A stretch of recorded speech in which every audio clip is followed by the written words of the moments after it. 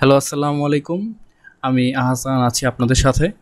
এই ভিডিওতে আমি কথা বলবো স্যাম্পলিং ডিস্ট্রিবিউশনস নিয়ে। তো স্যাম্পলিং ডিস্ট্রিবিউশনের ফর্মাল ডেফিনিশনটা হচ্ছে এরকম যে it is the probable distribution of a given statistic, যেটা স্যাম্পল মিন হতে পারে, স্যাম্পল ভেরিয়েন্স হতে পারে, calculated from all possible random samples of the same size ড্রন from a fixed population.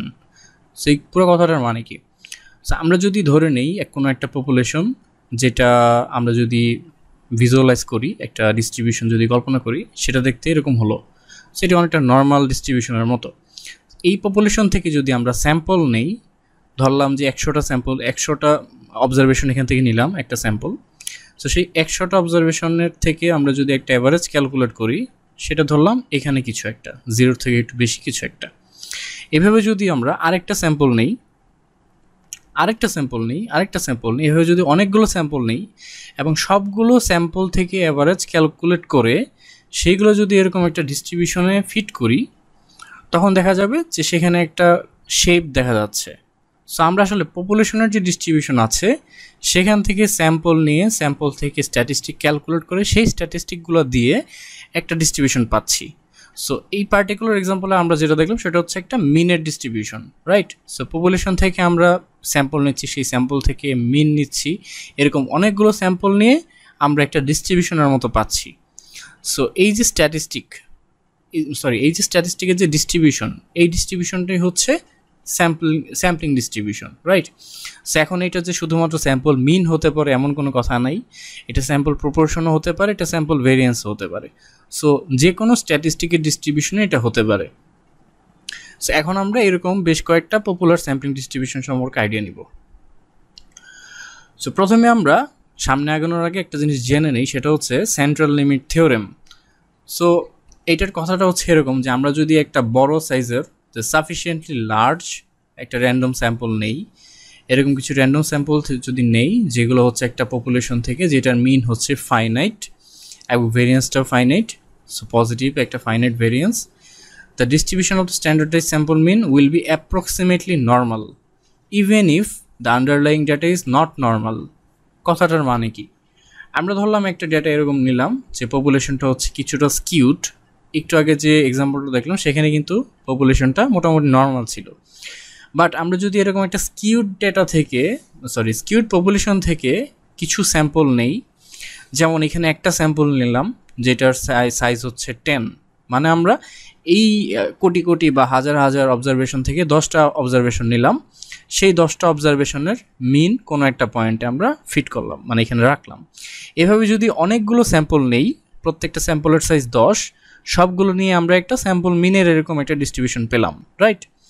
So এখানে যেটা বলতেছে সেটা হচ্ছে যে আমরা যদি এই স্যাম্পল সাইজটা বাড়াই, তাহলে এই স্যাম্পল মিনের যে ডিস্ট্রিবিউশনটা পাবো সেটা নর্মাল হবে, হুইচ ইজ অ্যাপ্রক্সিমেটলি নর্মাল হবে। সো এটা ছিল 10টা স্যাম্পলের জন্য। আমরা যদি 50টা স্যাম্পল নিই, সো এটা হচ্ছে একটা স্পেসিফিক স্যাম্পল, এরকম আরও অনেক স্যাম্পল হতে পারে এবং এক একটা এক রকম হতে পারে। আমি জাস্ট এখানে দেখানোর জন্য একটা স্যাম্পল দেখাচ্ছি। এরকম যদি অনেকগুলো স্যাম্পল নিই, সবগুলো নিয়ে আমরা এরকম একটা স্যাম্পল মিনের ডিস্ট্রিবিউশন পেলাম। সো এটা কিন্তু আগের চেয়ে বেশ মোটামুটি নর্মালের কাছাকাছি চলে গিয়েছে, রাইট?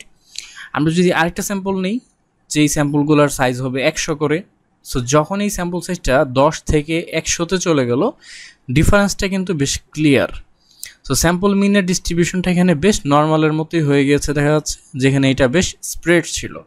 সো এই কথাটা অ্যাকচুয়ালি সেন্ট্রাল লিমিট থিওরেম বলে যে আমরা যখন স্যাম্পল সাইজ বাড়াতে থাকবো, আমাদের এই পপুলেশনের ডিস্ট্রিবিউশনে যদি একটা ফাইনাইট মিন থাকে এবং ভ্যারিয়েন্স যদি ফাইনাইট থাকে, সেক্ষেত্রে এই স্ট্যাটিস্টিকের ডিস্ট্রিবিউশনটা অ্যাপ্রক্সিমেটলি নর্মাল ডিস্ট্রিবিউশনকে ফলো করবে।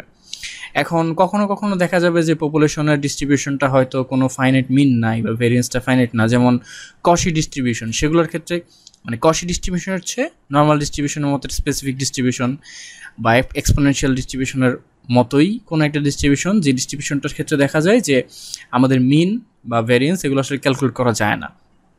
সো সেই ধরনের ডিস্ট্রিবিউশনের ক্ষেত্রে দেখা যাবে যে আমরা এই সেন্ট্রাল লিমিট থিওরেমটা আসলে কাজ করে না। সো এগুলো তখনই কাজ করবে যখন আমাদের পপুলেশনের যে ডিস্ট্রিবিউশন আছে সেখানে একটা ফাইনাইট মিন থাকবে এবং ভেরিয়েন্স থাকবে। সো এখন যেটা নিয়ে কথা বলবো সেটা হচ্ছে একটা স্টুডেন্টস টি ডিস্ট্রিবিউশন। এখন এটা আসলে কি? এটা হচ্ছে যে আমরা যে ভেরিয়েবলগুলো পাচ্ছি, স্যাম্পল স্ট্যাটিস্টিকগুলো পাচ্ছে, লেটস সে এক্স বার, এবং আমাদের যে স্যাম্পল ভেরিয়েন্স আছে এস, এবং স্যাম্পল সাইজ আছে এন। সো এই ইনফরমেশনগুলোই আমাদের এনাফ এই টি ডিস্ট্রিবিউশনটা তৈরি করার জন্য। তো এটা আসলে কি?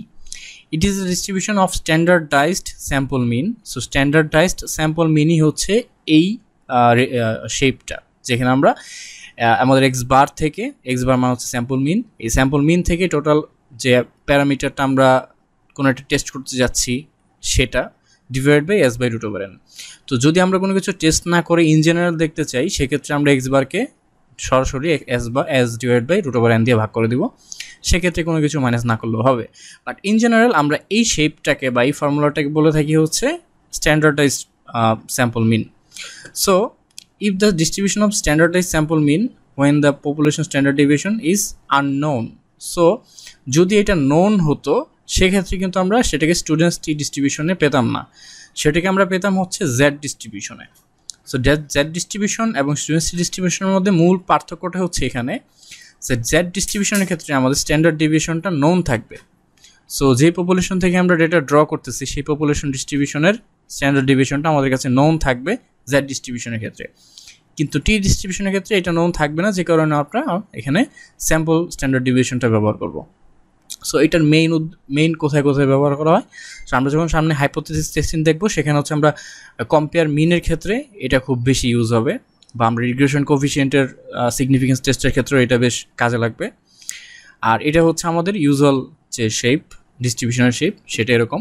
সো এখানে আমরা পাশাপাশি কয়টা দেখতে পাচ্ছি, এখানে মেইনলি দেখার বিষয় হচ্ছে জেড ডিস্ট্রিবিউশনের কম্পারিজনে টি ডিস্ট্রিবিউশনটা দেখতে কেমন। টি ডিস্ট্রিবিউশনটা দেখা যাবে যে জেডের চেয়ে একটু নিচের দিকে প্লাটিকার্টিক হবে, জেডের তুলনায় একটু বেশি, এবং এটা স্প্রেডটাও একটু বেশি হবে, রাইট, যেহেতু এটা প্লাটিকার্টিক। সো জেড দেখা যাচ্ছে যে খুব একটা সার্টেন পজিশনে হঠাৎ করে অনেক উপরে নেমে উঠে যাচ্ছে, দেন আবার নেমে যাচ্ছে, কিন্তু টি দেখা যাবে যে অনেক বেশি স্প্রেড বা ছড়ানো থাকবে। আর এক্ষেত্রে কিন্তু আমাদের ডিগ্রিজ অফ ফ্রিডমের একটা ব্যাপার আছে, যেহেতু আমরা এখানে স্যাম্পল নিয়ে কাজ করতেছি, স্যাম্পল স্ট্যান্ডার্ড ডিভিশনের কাজ আসছে। সো সেক্ষেত্রে আমাদের ডিগ্রিজ অফ ফ্রিডম হচ্ছে n-1। সো এটা একটু দেখার বিষয়। সো এখন এন যত বাড়তে থাকবে এই ডিস্ট্রিবিউশনটা তত জেড এর কাছাকাছি যেতে থাকবে। সো যখন দেখা যাবে যে ডিএফ ইকুয়াল টু 100-1 বা 200-1, সেক্ষেত্রে দেখা যাবে যে মোটামুটি ওভারল্যাপ হয়ে যাচ্ছে, টি ডিস্ট্রিবিউশন আর Z distribution almost similar.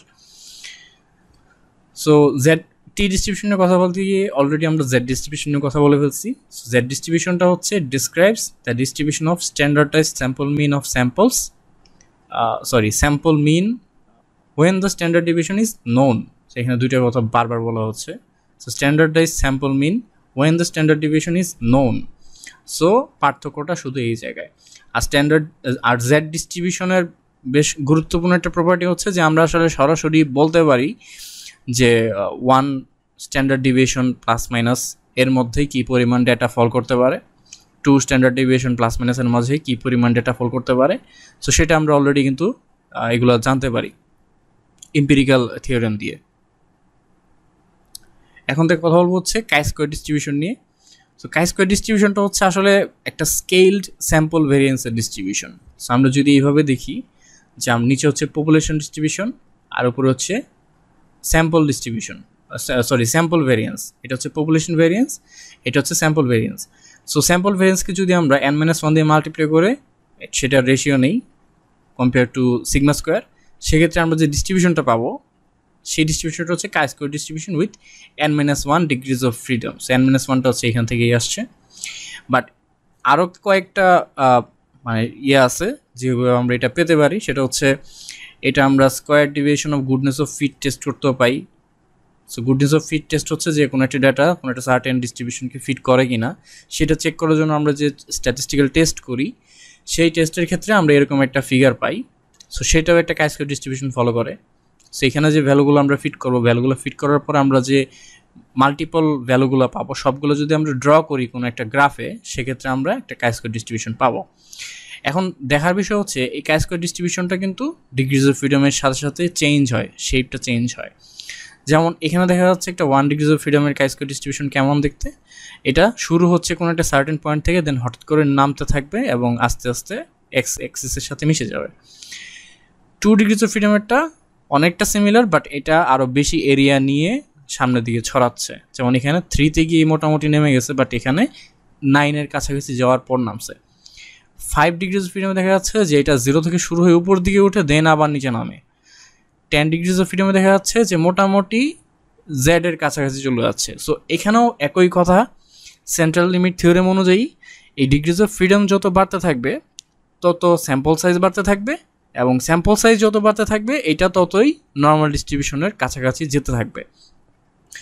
So এখানে জেড ডিগ্রিজ অফ ফ্রিডমের সাথে নাম্বার অফ অবজারভেশন রিলেটেড, কারণ এখানে দেখা যাচ্ছে ডিগ্রিজ অফ ফ্রিডম হচ্ছে n-1, গুডনেস অফ ফিটের ডিগ্রিজ অফ ফ্রিডম হচ্ছে k-1, যেখানে k মানে হচ্ছে নাম্বার অফ গ্রুপস। তারপরে ইন্ডিপেন্ডেন্স টেস্টে দেখা যাচ্ছে নাম্বার অফ রোজ এবং নাম্বার অফ কলামস, তার মানে এখানেও আমরা অনেকগুলো গ্রুপ পাচ্ছি। তো সব মিলায়ে আমরা যতগুলো স্যাম্পল সাইজ আছে সেগুলোই কিন্তু কনসিডারেশন আনছি ডিগ্রিজ অফ ফ্রিডমে, এবং সেটার সাথেই এটা কখন সেন্ট্রাল লিমিট থিওরেমকে মেনটেন করে একটা নর্মাল ডিস্ট্রিবিউশনে যাবে সেদিকে যাচ্ছে। এবং ফাইনালি কথা বলা হচ্ছে this is a right skewed since variances are always positive and their squared nature leads to right skewness. আচ্ছা, এটা এখানে একটা দেখার বিষয় হচ্ছে এটার অ্যাক্সিসটা কিন্তু অলওয়েজ 0 থেকে শুরু হবে, রাইট? এই স্কাই স্কোয়ারের ভ্যালুটা হচ্ছে 0 থেকে সামনের দিকে যাবে, এবং এটার শেপটা টোটালি ডিপেন্ড করবে ডিগ্রিজ অফ ফ্রিডমের উপর। তারপরে আসি মেইন যে জিনিসটা, সেটা হচ্ছে এটা কিন্তু মেইনলি আমরা স্ট্যান্ডার্ড নর্মাল ভেরিয়েট থেকেই পাই। সো জেড আমরা জানি অলরেডি স্ট্যান্ডার্ড নর্মাল ভেরিয়েট। সো আমরা যদি কে সংখ্যক স্ট্যান্ডার্ড নর্মাল ভেরিয়েটকে যোগ করি তখনই কিন্তু আমরা কাই স্কয়ার ডিস্ট্রিবিউশন পাই উইথ ডিগ্রিজ অফ ফ্রিডম কে। অর্থাৎ যতগুলো স্ট্যান্ডার্ড নর্মাল ভেরিয়েটকে আমরা এখানে যোগ করতেছি সেটাই হচ্ছে আমাদের ডিগ্রিজ অফ ফ্রিডম। এটা হচ্ছে আরেকটা ভেরিয়েশন। এবার আসি এফ ডিস্ট্রিবিউশনে। এফ ডিস্ট্রিবিউশনটা প্রথমে মনে হবে যে এটা অনেকটা কাই স্কয়ারের মতোই, কারণ কাই স্কয়ারের ক্ষেত্রে আমরা কি দেখছিলাম যে উপরে একটা ভেরিয়েন্স নিচে একটা ভেরিয়েন্স, সেটার রেশিও কাই স্কয়ার ফলো করে। বাট এফ এসেও অনেকটা কন্ট্রোভার্সিয়াল মনে হচ্ছে যে উপরে একটা ভেরিয়েন্স নিচে একটা ভেরিয়েন্স, তাহলে সেটা এফ ফলো করে। বাট অ্যাকচুয়ালি কিন্তু তা না। কাই স্কয়ারে আমাদের ছিল হচ্ছে উপরে নাম্বার অফ অবজারভেশন -1 মানে হচ্ছে ডিগ্রিজ অফ ফ্রিডম দিয়ে এইটা মাল্টিপ্লাই করে সেটার স্কেলিং করা হচ্ছে, রাইট? সো এটা আসলে স্কেলড স্যাম্পল ভেরিয়েন্সের ডিস্ট্রিবিউশন।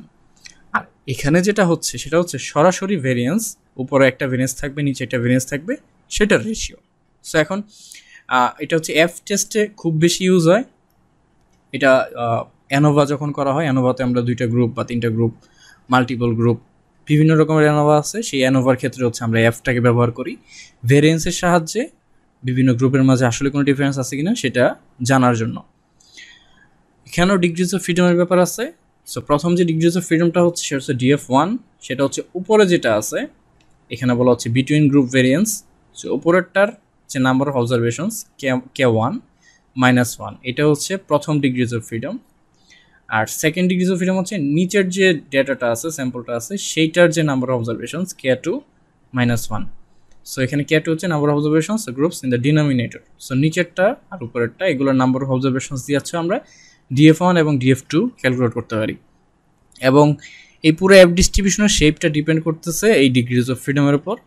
সো যেমন রেড যেটা দেখা যাচ্ছে সেটা হচ্ছে ডিগ্রিজ অফ ফ্রিডম 1, প্রথমটা হচ্ছে 1 এবং দ্বিতীয়টা হচ্ছে 1, সেক্ষেত্রে এটার শেপ হচ্ছে এরকম।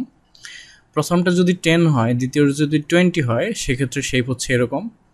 আবার প্রথমটা যদি 6 হয়, দ্বিতীয়টা যদি 5 হয়, সেক্ষেত্রে শেপটা হচ্ছে মোটামুটি এরকম। সো এটাও আবার কাই স্কয়ারের মতোই 0 থেকে শুরু হবে। সো এফ এর ভ্যালু অলওয়েজ 0 থেকে শুরু হবে এবং ইনফিনিট পর্যন্ত যেতে থাকবে। এবং এখানেও ডিগ্রিজ অফ ফ্রিডম যত বাড়তে থাকবে ততই নর্মাল ডিস্ট্রিবিউশনের কাছাকাছি যেতে থাকবে। সো এই 3টা ডিস্ট্রিবিউশনে আসলে স্যাম্পলিং ডিস্ট্রিবিউশন সবচেয়ে বেশি ব্যবহার হয়। তো এগুলো হচ্ছে আমরা মেইনলি ইউজ দেখবো হচ্ছে স্ট্যাটিস্টিক্যাল হাইপোথিসিস টেস্টিংয়ে। তো সেই ভিডিওতে গিয়ে আবার কথা হবে। সে পর্যন্ত ভালো থাকুন, ধন্যবাদ।